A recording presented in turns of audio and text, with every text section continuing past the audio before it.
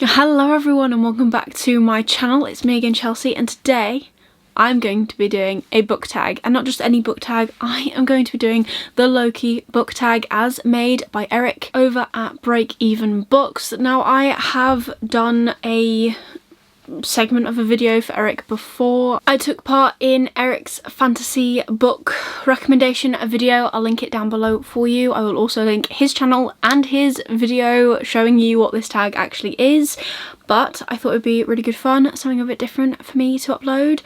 So let's get started. Now, these prompts all revolve around Loki, so the Marvel show, which has been airing on Disney Plus. If you did not know, that recently finished airing. I say recently, I recently finished it. I don't remember when that stopped airing, but you know, there it is.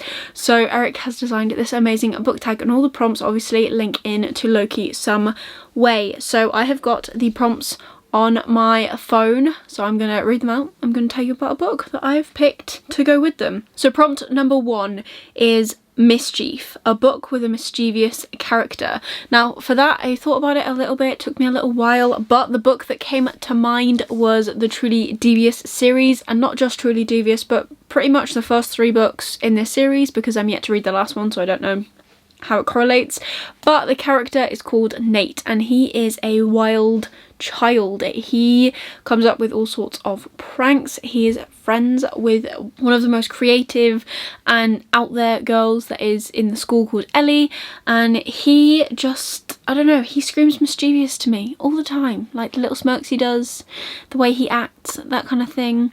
I rant and rave about this series all the time. It is one of my, you know, favourite series actually at the minute. Fantastic YA mystery thriller. In the first one, we are following Stevie Bell as she starts Ellingham Academy, which is a school designed to take on prodigy kids to try and get them to reach their goals, but not necessarily in the structured way a school would. And Stevie is accepted because of her interest in the Ellingham case, which happened in the 1930s when Albert Ellingham, the founder of the school that she has just started, discovers that his wife and child have been kidnapped. And throughout the book, you are given tidbits of the story and the mystery, and it all comes together at the end. It does take about 3 books to get to the end of the mystery, but it's fantastically done. I absolutely loved it, and it held my attention, which is amazing for something that takes 3 books to get solved. So prompt number 2 is variant 1. Show a book you have more than one version of. And for that, there are quite a few, but I have packed up a lot of my doubles, trying to keep them safe. So I'm just going to show you Skyward and Starsight, which is book 1 and book 2 for Brandon Sanderson's YA sci-fi series. I have got these both in hardback and in paperback because I managed to snag the first one for about $5 when it went on sale a little while ago, and then Starsight was a bit cheaper as well. So because the 3rd book is coming out in hardback first, and I want to be owning it as soon as it comes out. And I can't carry on with the paperbacks, so I'm going to have to collect the hardbacks. So we are following our main character Spencer, and she dreams of being a pilot. Unfortunately, she's not allowed to do that because her father was branded a traitor, and they think that the accident that occurred with him to make him turn traitor will happen again with Spencer, and she's determined to do whatever she can to get into pilot school, and she's determined to fly spaceships because they are, funnily enough, in space. When an attack from the Krell, which are the aliens that kind of target this planet that they're on, when their attacks start to increase, Spencer is actually allowed to join pilot school, but that is not the be all and end all. She is faced with many different problems and obstacles that she has to overcome just to prove that she should be at this school and she should be a pilot. I really enjoyed this. I can't wait to read the sequel. But yeah, these are the ones I have different editions of that I thought I could show you straight away. So prompt number 3 is variant 2, and I literally have just rewatched Eric's video because I got a little bit bamboozled and confuzzled about this prompt, and he said that you can either pick variant 1 or 2, but I'm going to tell you both because I've got books that fit both. So variant 2 is show a book series where you have multiple book editions within the series, and for that one I've got Aragon because I've got 2. I've got Aragon and Eldest in these paperbacks, like the old school kind of covers, and then I've got Brisinger and Inheritance in the hardback editions, and I have not read these for so long and I want to get back into them. I want to finish the series. It's one of the many, actually no, it's one of the few series where I haven't actually completed it but still kept it. I desperately am on the hunt. I'm constantly on the hunt when I go to secondhand bookstores and H&Y to try and find the first two in hardback so that I can have like a whole set but not get rid of the first ones. I think this is probably where my love of dragons kind of started. I watched the film of this as well, and as many people say, the film is nowhere near as good as the book, and I wholeheartedly agree. I love this series. It's so good. It is YA, I believe. It's not middle grade. There's too many words for it to be middle grade, and it's definitely YA, but it's just so, from what I remember reading it, I read it probably at about 13, at least the first two books. It was quite mature for me then, I think, just because of how big the second book gets, and it was just probably one of the biggest books that I'd read at that time. But I love this series. I really need to get back into it, and I actually do plan to do a reread of the first two books and then finish the third book and finally read the fourth book, because I've not yet actually ever read Inheritance, so I really need to know how that whole series ends. So prompt number 4 is Prune, and that is a book that you recently got rid of or are planning to get rid of. Now I am yet to do an unhaul, and I kind of need to, looking at my shelves, because they are full, and unfortunately, not that you can see, but I have a skinny shelf here, and then I have a normal tall big bookshelf, and then a short big bookshelf over there, and I have another one next door, but that is not even all of my books. I need to do a massive unhaul of like the books that are here and of the books that I currently have in storage, because when we moved I just kind of went, throw them all in a box and I'll sort them later. So one of the books that will probably make its way onto that, because I bought this maybe last year, I think-ish.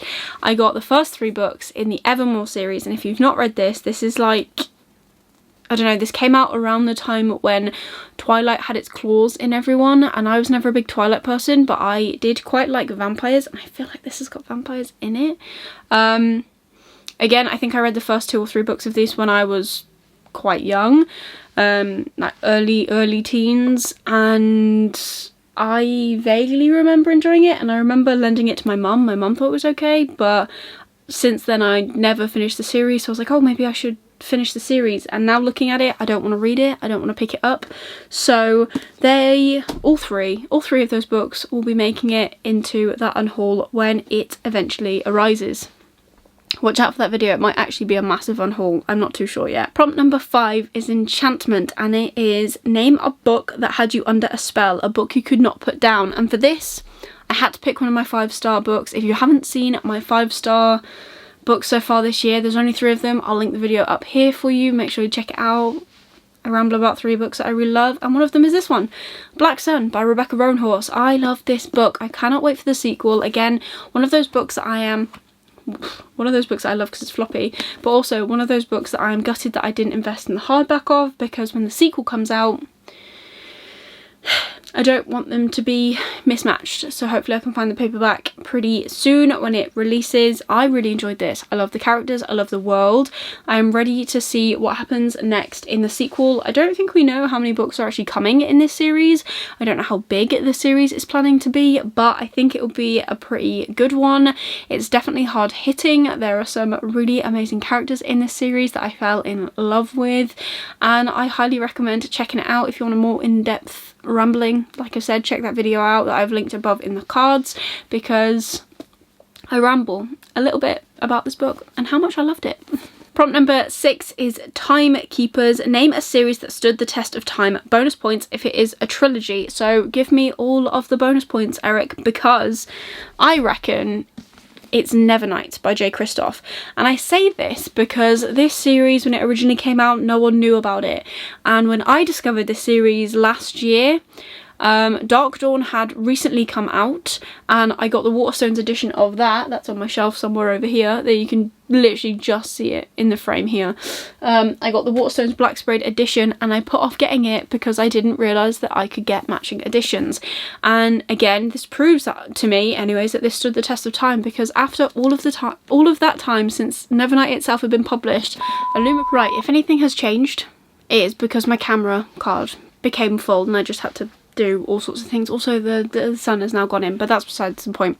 Back to what I was saying. I didn't want to buy it because I found the Waterstones special signed edition, and I was like, well, I won't be able to get the first two to match. And Illumicrate were doing these magical signed black sprayed edged beauties because they knew people would want to buy them. Now, to me, that shows that this trilogy has stood the test of time and that people still want to buy it. I know people still collect all editions of Nevernight, so to me, this has stood the test of time. Prompt number 7 is Asgard, a book with royalty or godlike figures. Again, I don't think this was included in the video of books that I love, because this didn't quite hit 5 stars for me, but it was actually the book that I recommended for the video that I did for Eric that I've linked below, and that is Raybearers by Jordan Ifweko, and this does feature royalty. I mean, our main character is tasked with getting close to the crown prince, and then when he becomes, you know, king, is she then told to try and kill him.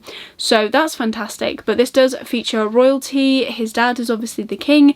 It is a very good story. I loved this book, so much so that I've actually got the Illumicrate special edition book box of this and the sequel Redemptor, I think that's what the second one's called, on the way, and hopefully it's going to be here in August, so I'll do an unboxing video of that for you guys when it does show up. But I loved this book. I recommend this a lot. It is YA. The premise of this book, there are quite a few scenes where it could have gone a completely different way and been a lot more violent, but because it is YA, it just doesn't. I do recommend this, as I do in the video that I keep mentioning. Give it a go. I hope you enjoy it if you do. I hope you give if any of these books sound good, give them a go. Like, I loved them, all of them. That's why I keep recommending these books, and that's why they stay on my shelves. Prompt number 8 is Daggers, a book that cut you deep and made you emotional. Now, I don't often get emotional at books. I am still yet to cry at a book, gotta be said. Heart of Stone, that's me. No, I have enough going on in my own life that I can cry about rather than crying over a book. But one that did get me semi-emotional, and I probably could have cried at if maybe I was in a bit of a lower place, was definitely Crescent City. That scene at the end, oh my goodness. I loved it. I could have sobbed. I didn't, but I could have, and I am so happy to say that I've managed to score the Waterstones exclusive edition of House of Sky and Breath is the next book in the Crescent City series. I don't know if this is going to be a trilogy. I love Bryce. She's such a morally grey character. Love that too. Just so many things about this book that I really enjoyed, and yeah, I just cannot wait for the sequel to come out because I just need to know what happens next. And then the final prompt is prompt number 9, Illusion, a book you bought because you thought the cover was pretty and it ended up being bad. Now, I didn't buy this book, I just paid for postage because it is an ARC, and I got it alongside another book that I bought off the same person, and that's the ARC of Wicked As You Wish by Rincha Pecco. I had read The Never Tilting World already by this point and really enjoyed it. So I thought, oh, maybe I'll try something else and I'll love that too. Also, the cover is pretty stunning, and this just flopped for me a little bit. It was just a lot of, I don't even really remember what this was a lot of. It was a lot of talking maybe and not a lot of doing. Was that my problem with it? It could have been. And I was contemplating picking up the sequel because there's meant to be a sequel, and meh. I have no interest in doing that anymore. I just love this cover, which is why it's still on my shelves, I think, if I'm completely honest, which, you know, probably shouldn't be how it is, but it is how it is. But yeah, I did enjoy this to an extent. It just wasn't what I wanted, and I wish it had been so much more. But it's been that long now since I read it that I just can't really remember my full reasoning for why I didn't enjoy it. But there you have it. So that is the Loki book tag as completed by me, as done by Eric. I really enjoyed this tag. I thought it was quite good. It gave me a lot to think about. It took me quite a while actually to figure out what books I wanted to use for what prompts. I think I struggled the most because they're not necessarily your like go-to prompts for a book tag, like your prettiest cover or your shiniest this. There was a lot of, I had to do a bit more thinking, you know, the mischievous one tripped me up. It took me a while to figure out who to pick for that one, but there you go. There is my version of the book tag. I tag anyone. If you want to take part in this tag, you do you, because it's great fun. I really enjoyed it, and I really enjoyed searching my shelves to find books that fit these prompts. If you enjoyed watching it, please give it a thumbs up. Really supports me and my channel. Leave me a comment down below. Let me know if you agree with what I said, and if you just want to leave me an emoji, leave me any green emoji, because Loki is predominantly green. I like his costumes, pretty cool to be fair. And if you want to see more of me, please consider subscribing down below and ringing that notification bell so you get notified every single time I upload new videos. I currently upload on a Wednesday and on a Sunday, and this Sunday you can bet your bottom dollar that I am going to be uploading a weekly reading vlog. It has been so long, but I am vlogging. I have missed Monday, but that doesn't matter.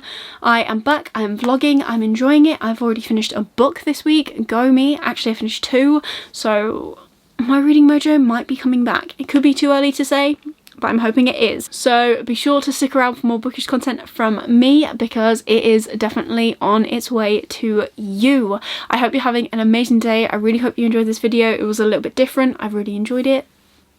We like doing different things on this channel. I like breaking it up every now and again, and that's what I'm trying to do. If there's any other book tags actually that you think I should do, let me know down below.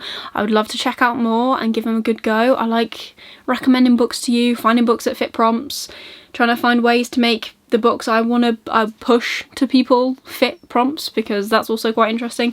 But yeah, let me know down below if there's any that you think I should do. But otherwise, that is everything for today's video. I hope you're having an amazing day, and I will see you soon in the next video. Bye.